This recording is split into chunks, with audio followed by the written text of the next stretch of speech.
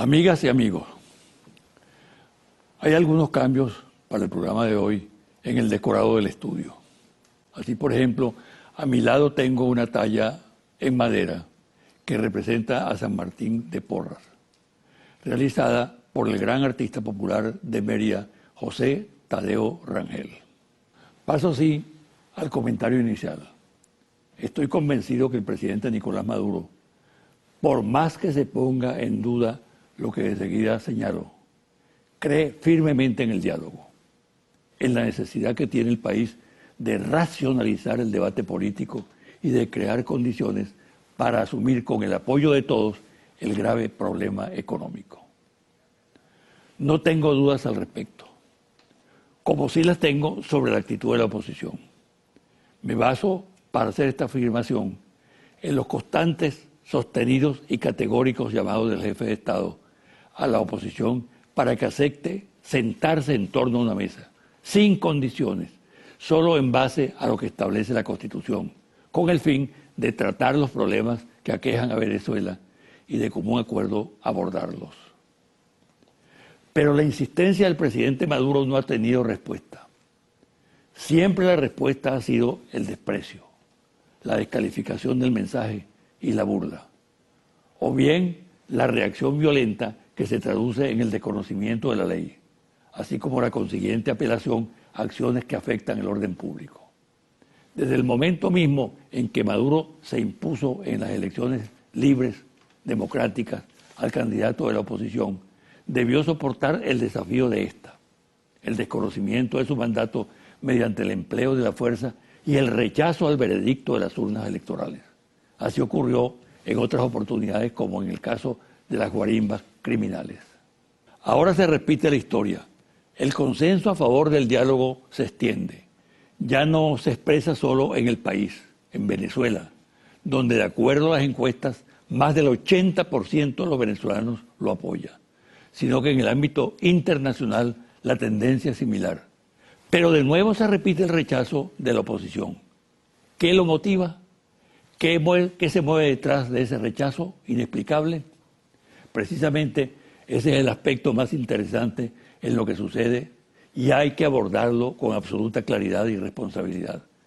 Para mí el rechazo sistemático de la oposición al diálogo tiene que ver con los planes alternativos que maneja el sector, el fracaso de las políticas que ha tratado de implementar después del 6 de diciembre de 2015, la imposibilidad de que prácticamente se realice este año el revocatorio por culpa de la incapacidad del liderazgo opositor en el manejo institucional de esta novedosa figura consagrada en la Constitución y el fracaso en la OEA de sus propuestas políticas injerencistas. La exaspera y hace que pierda los estribos y se torne más peligrosa. En tales circunstancias, para la oposición, la alternativa es la aventura, la exacerbación de la violencia y el desconocimiento absoluto de las instituciones. En síntesis, apostar a la insurrección popular con apoyo militar. Una insensatez total que la conducirá a repetir aventuras como el golpe del 11 de abril de 2002, el paro de la industria petrolera y las guarimbas. Pausa y al regresar converso con Eulogio del Pino, ministro de Petróleo y Minería y presidente de PDVSA.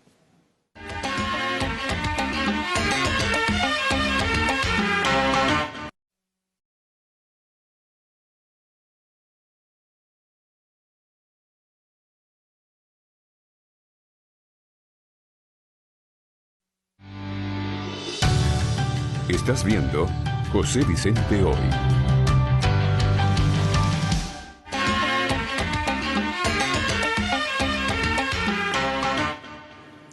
El tema petrolero está en el centro del debate nacional. Nada más indicado que hablar con una autoridad en la materia. Se trata de Eulogio del Pino, ministro del Poder Popular, Petróleo y Minería y presidente de PDVSA. Bienvenido. Muchas gracias. Vicente, es un gran placer estar en tu programa, que es tan visto en todo el país y con una audiencia extraordinaria. Mira, hay dos blancos preferidos en este momento por la derecha nacional e internacional con respecto a Venezuela. Uno de esos blancos es la Fuerza Armada Nacional Bolivariana, objeto de todo tipo de descalificaciones, con la pretensión de desmoralizarla. Ha habido respuestas muy contundentes del alto mando militar, tanto del general ministro de la Defensa, Vladimir Padrino, como del comandante de la Guardia Nacional y otros componentes de la Fuerza Armada. Y el otro blanco, más privilegiado aún, por decirlo de alguna manera, es PDVSA. Tú presides PDVSA.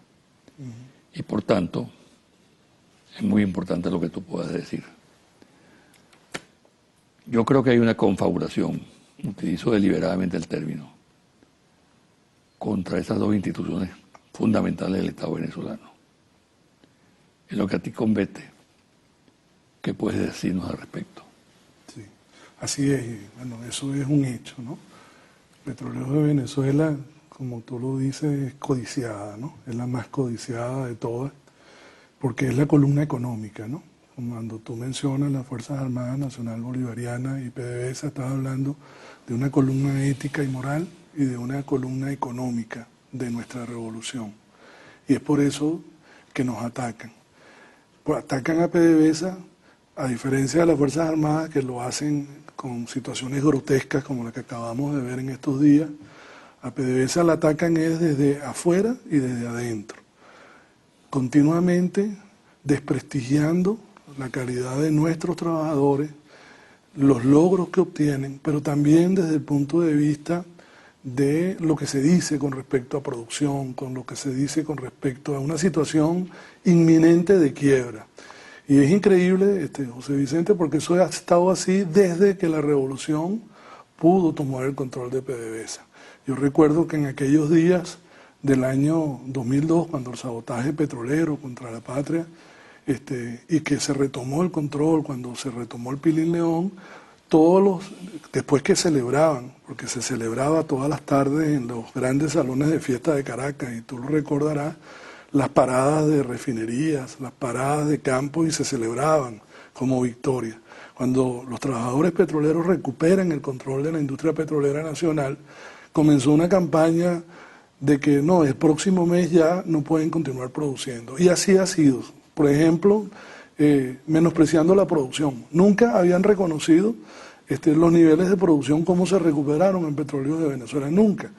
En estos días dicen que nuestra producción ha bajado, de que estamos a punto ya de... Sí, se dan cifras incluso de 500.000 barriles día o 200.000 barriles día también, ¿no? Así es, y son cifras completamente irresponsables que se sacan a la luz pública y que llevan un ataque que es también financiero, José Vicente, porque al final eso lo que hace es que nos descalifican financieramente. Y cada vez que nosotros tratamos de hacer una estructuración financiera para manejar una situación que todas las empresas petroleras del mundo están atravesando, esta situación de bajos precios ha sido la más larga en los últimos 45 años. Vamos a cumplir el próximo mes de agosto 2 años de un ciclo de bajos precios, donde tiene toda una serie de características que afectan las inversiones, afectan los resultados financieros de las empresas. Y todas las empresas tratamos de buscar estructuraciones financieras para poder salir adelante en situaciones como esta, porque en el mundo petrolero, bueno, ciclos de altos y bajos precios han pasado muchas veces. ¿Y este repunte de los precios de las últimas semanas? Bueno, mira, allí es muy importante eso, porque ha tenido que ver mucho el rol que nuestro presidente Nicolás Maduro ha dirigido persistentemente desde la necesidad de la unión de los países productores.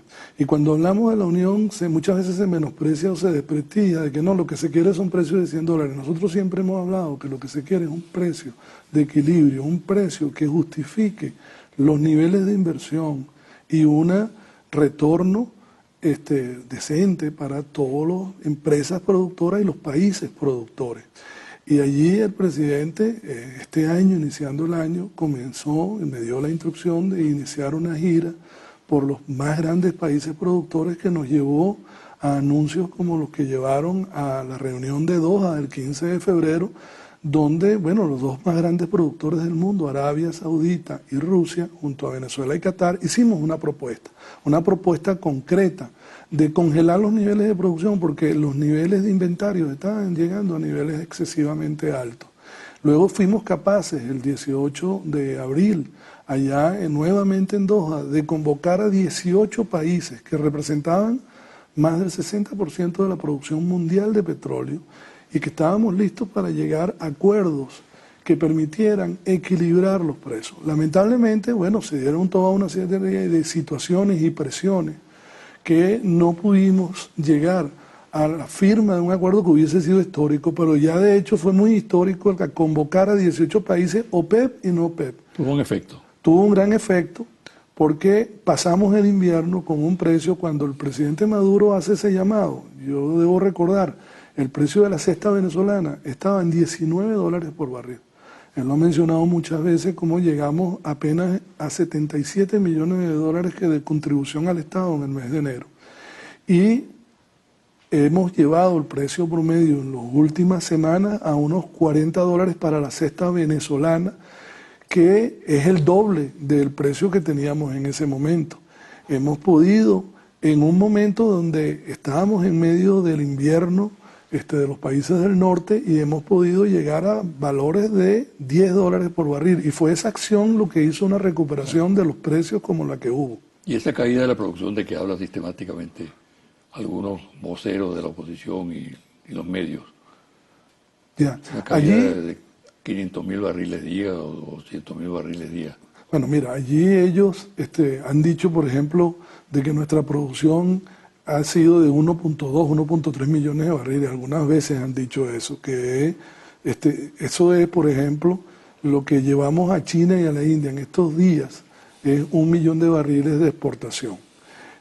Allí son elementos completamente falsos, y yo debo decirlo con toda propiedad. Acabamos de hoy colgar en la red, y todos los oyentes lo pueden chequear en la página web de PDVSA, nuestro balance auditado, donde está el nivel de producción que nosotros estamos reportando. Y yo quiero ese nivel de producción un poco desmitificarlo,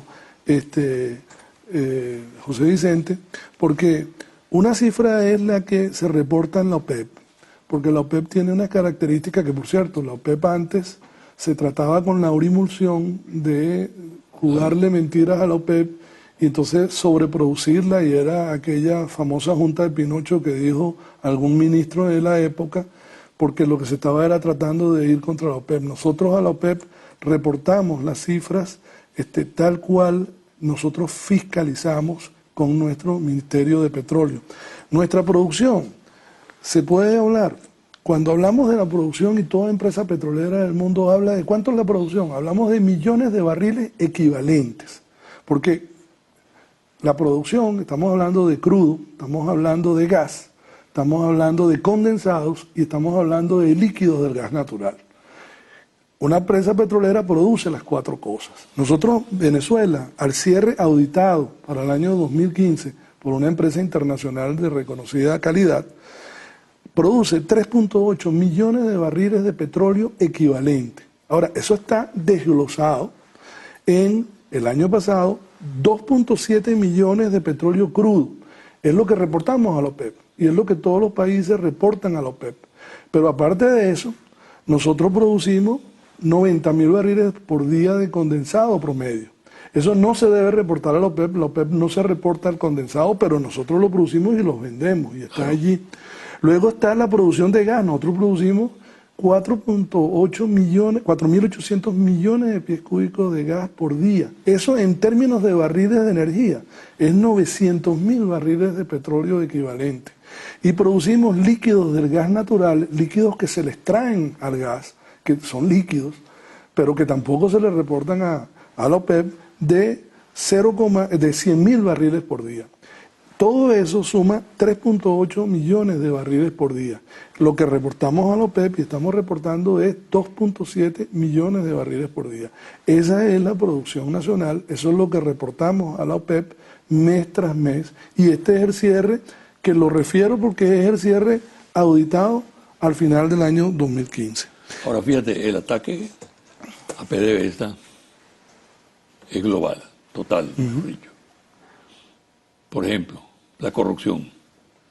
Se insiste mucho en ese aspecto. Tu respuesta. Correcto, eso es un tema muy importante, José Vicente, que te agradezco me pregunte. Nosotros tenemos los mecanismos de auditoría interna y externa. De hecho, el auditor fiscal, que es una autoridad única que no muchas empresas petroleras del mundo lo tienen, pero que nuestra ley venezolana lo exige, fue elegido por un concurso público, el doctor Miguel Jun. Allí todos los hechos, toda empresa del mundo está sujeta a posibles hechos de corrupción y de desviaciones en sus trabajadores. Nosotros somos una empresa de 140.000 trabajadores y obviamente algunos trabajadores cuando entran en procesos, en desviaciones de recursos, inmediatamente tenemos procesos internos de investigación que lleva a diferentes niveles, desde la desincorporación de los puestos, el pase a la fiscalía de la investigación y la fiscal puede dar cuenta de todos los casos de corrupción que hemos denunciado y se llevan a la fiscalía para su debida investigación y de hecho hay personas detenidas debido a hechos que se les han descubierto y han llevado a una investigación que los han llevado a la cárcel. ¿Qué ha pasado con este caso tan famoso que se ha llevado en los Estados Unidos?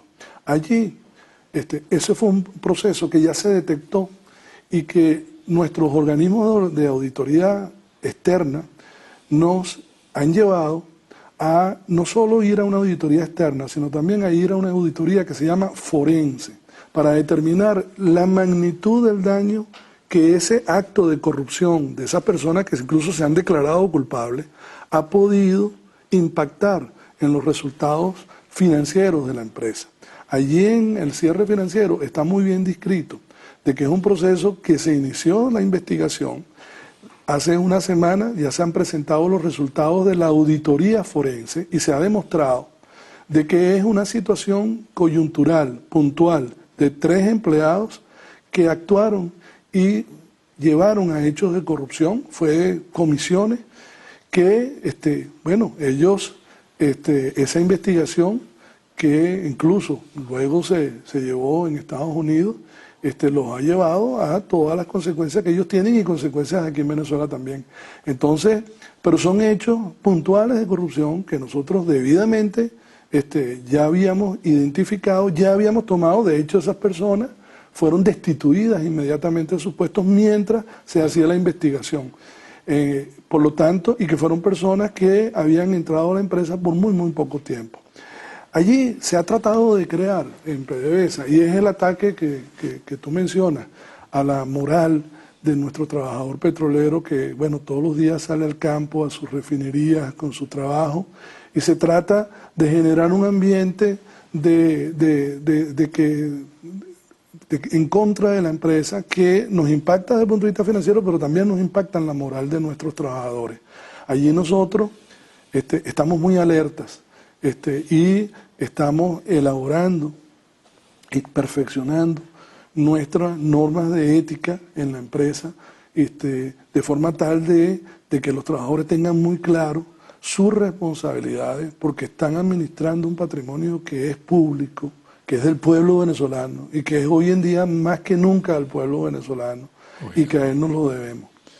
El presidente Maduro, en la marcha de los trabajadores de PDVSA, habló de la necesidad y órdenes al respecto de aumentar la producción. ¿Qué respuesta hay ahí? Así es, y ese es un gran reto que tenemos, porque cuando hay estos procesos de precios bajos, José Vicente, una de las cuestiones uno de los puntos que más sufre es las inversiones. ¿Por qué? Porque por un lado tenemos los compromisos con nuestro Estado, pero por otro lado, tenemos de que inversión para sostener los niveles de producción, todos los días hay una declinación en los yacimientos. Los yacimientos en Venezuela declinan a un ritmo de un 20% aproximadamente anual. Eso significa que si se producen 3 millones de barriles, son 600.000 barriles que tenemos que reponer para que la producción no baje. Entonces, todo esto dentro de este escenario nos ha llevado a, con las empresas mixtas, porque tenemos más de 50 empresas mixtas, eso es algo que muchas veces es desconocido por la opinión pública, donde están muchas de las empresas petroleras más importantes del mundo en sociedad con Petróleos de Venezuela. Y hemos llevado a esquemas de financiamiento donde el socio debe contribuir con un financiamiento para el crecimiento de la producción, para que apalanque el crecimiento de la producción. Por otro lado, estamos llevando los contratos de servicio, que tradicionalmente una empresa de servicio es, se me hace este servicio y yo pago por él a los 30 días. Estamos cambiando ese esquema. Cuando tenemos un problema de ciclo de precios bajos como que tenemos, debemos ir a un esquema diferente, un esquema de riesgo-beneficio para ambas partes, no solamente para el país productor. Y eso lo hemos discutido incluso en la OPEP, la necesidad de que los riesgos también los asumen las empresas de servicios. Y por eso hemos ofrecido un esquema donde ellos forman parte de toda la perforación, todos los servicios que son requeridos para levantar la producción, y en la medida que la producción se levante, hay un financiamiento que repaga el servicio. Entonces sí se va a incrementar la producción. Sí, y estamos implementando todos los mecanismos, llevamos aproximadamente 2 años, estamos acelerando esquemas de financiamiento, incluso con empresas venezolanas. Hay dos empresas venezolanas, socias nuestras, como Suelo Petrol, y la empresa Harvest, que pasó a manos venezolanas recientemente, que están financiando un promedio de unos $700 millones en 2 campos, uno en el occidente y otro en la faja, para levantar la producción alrededor de 100.000 barriles, solamente esas dos, por darte un ejemplo. Circula la versión de un nuevo incremento del precio de la gasolina en este semestre que comienza. ¿Qué hay al respecto? Bueno, ese es un tema, por supuesto, cuya decisión, debido a las características y la importancia que tiene para todo el país, que lo reserva a nuestro presidente Nicolás Maduro, nosotros alimentamos la discusión con hechos, porque el aumento que ya se hizo, y que fue un aumento que, bueno, pasó, y la población más bien sin ninguna crisis, como estaba siendo anticipado por estos factores que siempre están tratando de precipitar lo peor. Allí el presidente, gran parte de ese aumento que ya se hizo, es lo que está alimentando las tarjetas de alimentación que se están repartiendo entre nuestro pueblo. Es decir, ese impacto de ese incremento que hubo de 6 bolívares para la gasolina de 95, 1 bolívar para la gasolina de 91, ha ido para el financiamiento de esas tarjetas de alimentación que le están llegando directamente a nuestro pueblo, y que nuestro vicepresidente está allí distribuyendo bajo instrucciones de Nicolás Maduro, de nuestro presidente. Allí nosotros hemos presentado de que para la magnitud del impacto de cómo ese plan, que es tan ambicioso, que va a ir creciendo, se requiere y el presidente nos los ha pedido, que haya una gradualidad en el impacto, pero que no hayan saltos bruscos, sino que sea algo que el pueblo pueda ir anticipando y pueda ir entendiendo y asimilando. Hoy en día, cuando tú vas y llenas el tanque de tu carro, por ejemplo, de gasolina de 91, te cuesta 40 bolívares. Eso es algo muy bajo. En Colombia, por ejemplo, llenar un tanque de gasolina equivalente de 91 son 492 bolívares. Eso nos produce, bueno, un impacto en la frontera. Ayer yo estaba con el gobernador Vilma Mora comentando esto, viendo qué medidas podemos recomendarle al presidente Maduro para poder. Es lógico que la gasolina venezolana, que está alimentando mucho de esa zona fronteriza, la podamos comercializar en territorio colombiano. Llevamos adelantado conversaciones al respecto. Entonces, esas son medidas que tienen que darse, forman parte del equilibrio, del restablecimiento del equilibrio económico que estamos llevando adelante, y que definitivamente el presidente Maduro tomará las decisiones a su tiempo. Eulogio, vamos a hacer una pausa. Y al regresar, quisiera una explicación acerca del cierre financiero de PDVSA. Correcto. Que es algo sumamente importante, ¿no? Correcto.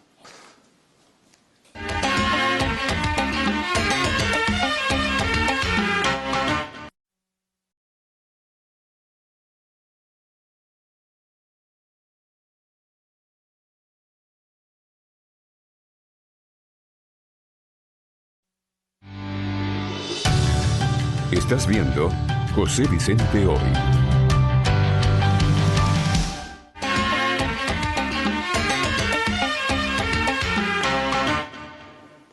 Eulogio, ¿realmente cuál es la situación financiera de PDVSA? Algunos consideran que está quebrada la empresa, ¿no? Sí.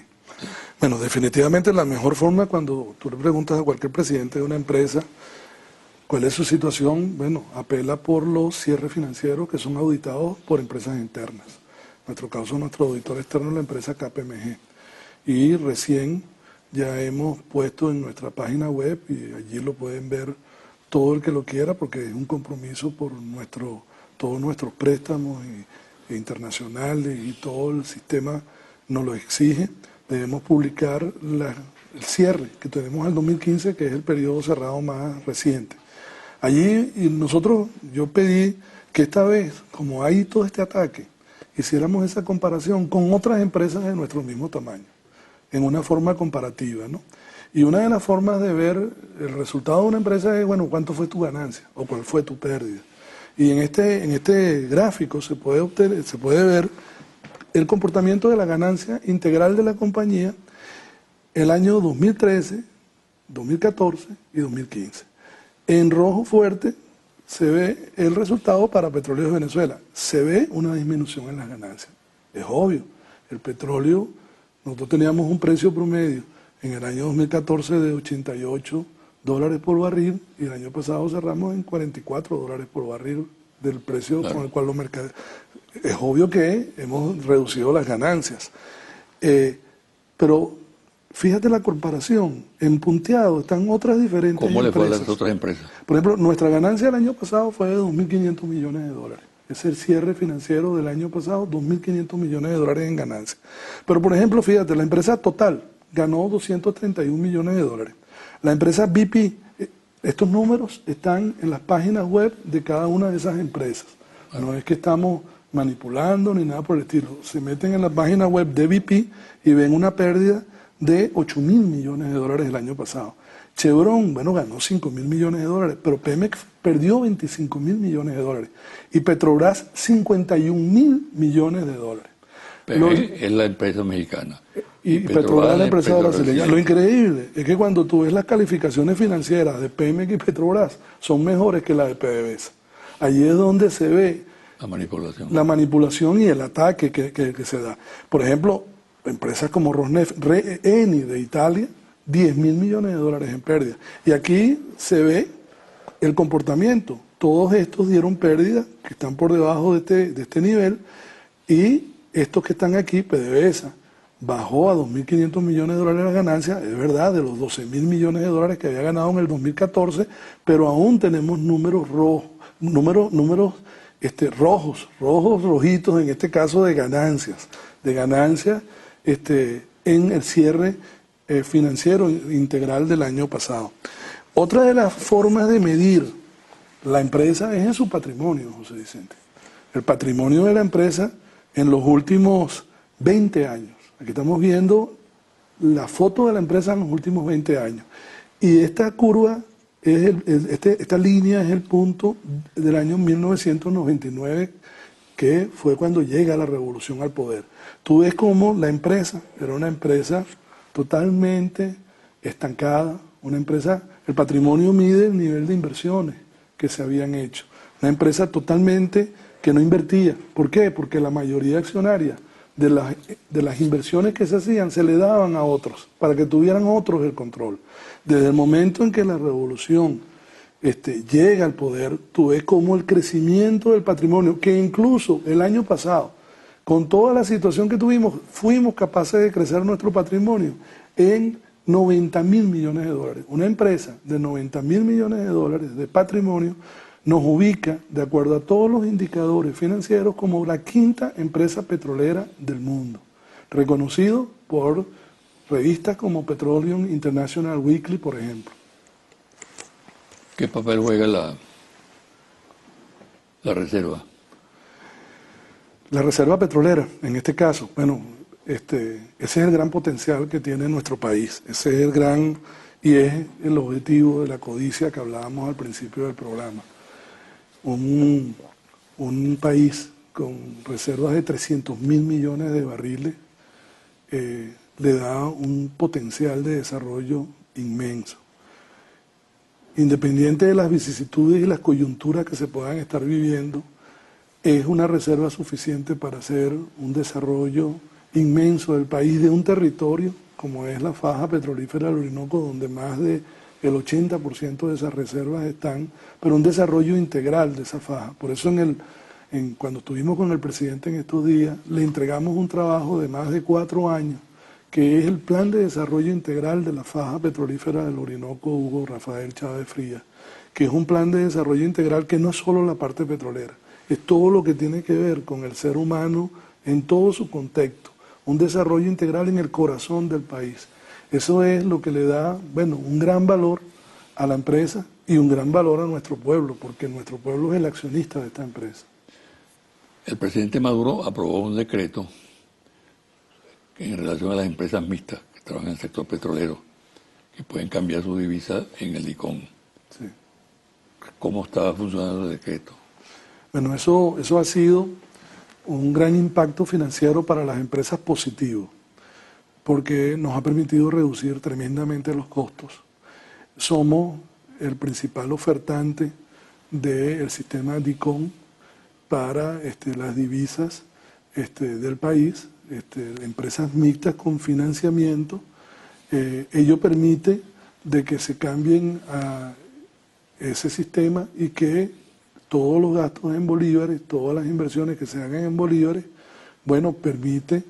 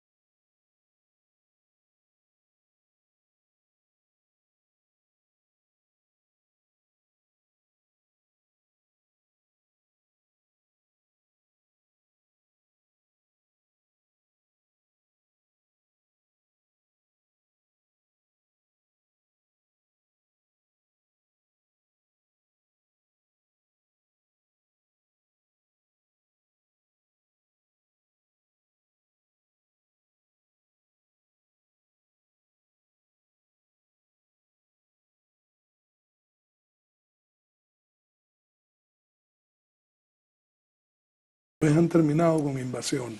A esto es lo que estamos sufriendo nosotros. Y ese ataque lo que hace es tratar de millar en el optimismo de la gente. Pero nosotros tenemos un pueblo con una increíble capacidad de entendimiento, con un altísimo nivel de conciencia, que ha entendido de que hemos vivido situaciones que han sido redistribuidas al pueblo en beneficios.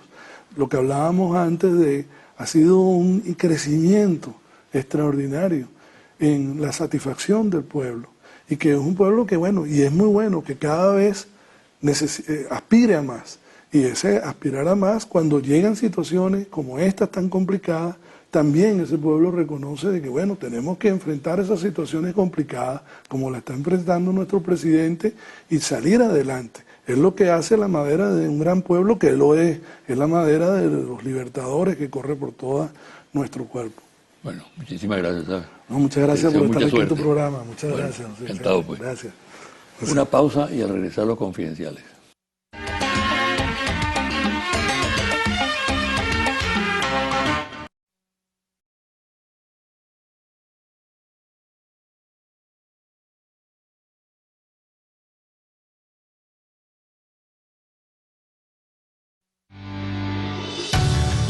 Estás viendo José Vicente Hoy.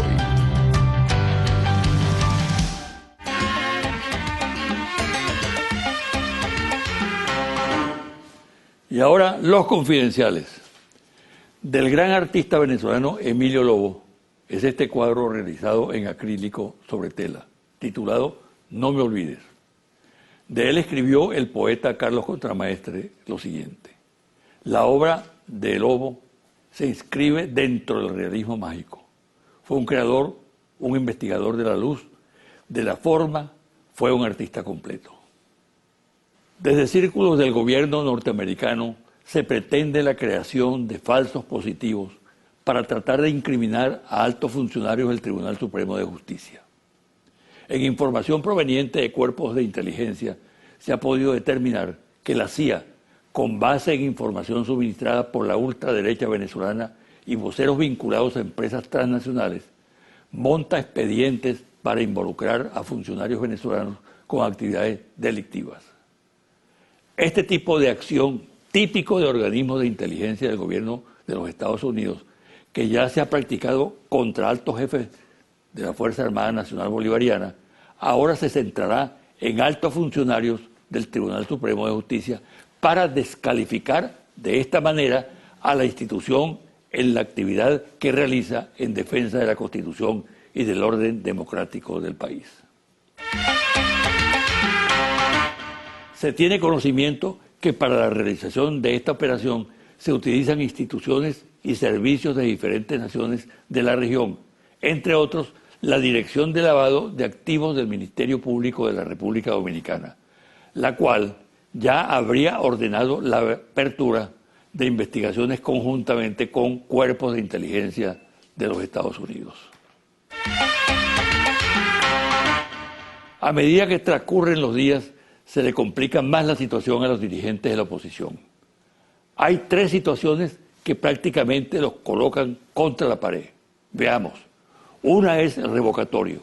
Haberlo planteado en los términos triunfalistas en que lo hicieron, como si por el hecho de haber obtenido una importante votación el 6 de diciembre de 2015 estaba garantizada su realización, y haber comunicado ese sentimiento a sus bases, mientras en la práctica nada hacían para viabilizarlo al extremo de emprender tardíamente su activación. Causa un daño irreparable a sus propósitos. No es posible hacer el revocatorio porque el tiempo no da, pero además hay que agregar que la recolección de firmas que se hizo en la primera etapa del proceso reveló desorganización y falta de escrúpulos por la cantidad de vicios que acumuló. ¿Cómo responder a sus electores que se ilusionaron con que Maduro saldría de la presidencia este año? No hay manera de hacerlo porque la decepción es demasiado grande. Otra situación comprometedora tiene que ver con el torpe manejo de la política exterior por parte de la MUD. Exageró la importancia que le atribuyeron sus dirigentes, la magnificación de las oportunidades y la promoción sin reserva de un supuesto y amplio apoyo en el exterior y el presunto aislamiento del gobierno venezolano. Retrató una realidad completamente distinta, lo cual quedó comprobado con lo que sucedió en la reunión de la Asamblea de la OEA en República Dominicana y posteriormente en Washington el pasado 23 de junio.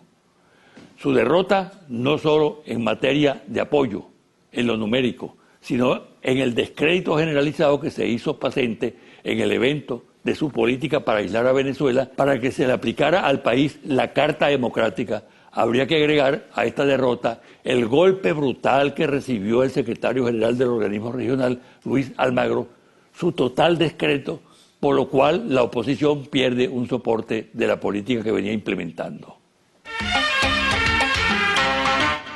Una tercera situación es aquella en la que los dirigentes de la oposición son derrotados en todo cuanto tiene que ver con el planteamiento del diálogo. Han sido reiterativos en el rechazo al diálogo, tanto en forma abierta como solapada. Todos los llamados del presidente Maduro son descartados y banalizados, pero el diálogo retomó de pronta vigencia. Estados Unidos y Canadá adhirieron al planteamiento. La mayoría de los países de la región igual. UNASUR y otros organismos regionales tomaron el diálogo como bandera y se constituyó un equipo de facilitadores con los expresidentes Zapatero de España, Fernández de República Dominicana y Torrijos de Panamá, que ha trabajado con seriedad. También es importante destacar el apoyo de la Unión Europea a la política de diálogo. A lo que sucede con el diálogo hay que agregar que la entrevista solicitada por el secretario de los Estados Unidos, John Kerry, a la canciller de Venezuela, Delcy Rodríguez, para abrir las puertas a una nueva relación entre las dos naciones, refuerza la tendencia al diálogo y deja prácticamente fuera de juego a la oposición que está obsesionada negando su factibilidad. Esta situación que encara la MUD es fuente de conflictividad y ya trascienden informaciones sobre el malestar creciente que existe en la alianza opositora. Se extreman las tensiones y crece la recriminación a aquellas políticas a las que se le responsabiliza de los gruesos errores cometidos.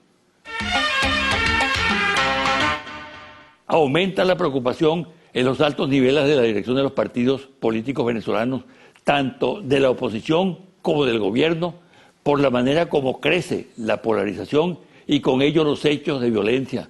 Lo que ocurre se atribuye al discurso de los distintos bandos participantes en la política nacional. El discurso está recargado de amenazas y descalificaciones a troche y moche, lo cual determina que en las militancias cundan las posiciones radicales. La preocupación por el fenómeno tiene que ver con sus próximos desarrollos, ya que la tendencia es a que cada día se radicalicen más las posiciones. Confidencial al cierre, Interlace. Número 1. La cesta Petare, el nuevo indicador de precios de Interlace, se ubicó en bolívares 126.300 bolívares para el pasado 15 de junio, lo que representa el costo total de 42 productos regulados entre canasta básica y artículos de higiene personal, que son revendidos por los bachaqueros en la redoma de Petare. Número 2. Desde el 1 de abril hasta el 15 de junio, el precio de la cesta Petare ha aumentado 80.255 bolívares, es decir, 174,3%. Número 3. Actualmente la cesta Petare se ubica 12 veces por encima de lo que costaría la misma cantidad de productos según los precios oficiales, y en algunos artículos supera hasta 72 veces el precio justo fijado por la superintendencia. Número 4. Para el 15 de junio se encontraron solo 36 productos de los 42 evaluados. 23 productos aumentaron su precio, 4 disminuyeron y 9 se mantuvieron. Número 5. Productos de las marcas oficiales La Casa y Los Andes, como leche, pasta, aceite y mantequilla, distribuidos por los comités locales de abastecimiento y producción, son comercializados ahora por los bechaqueros hasta 72 veces por encima del precio oficial. Hasta aquí el programa de hoy. Me despido hasta el próximo domingo a las 9 de la mañana por este su canal Televen.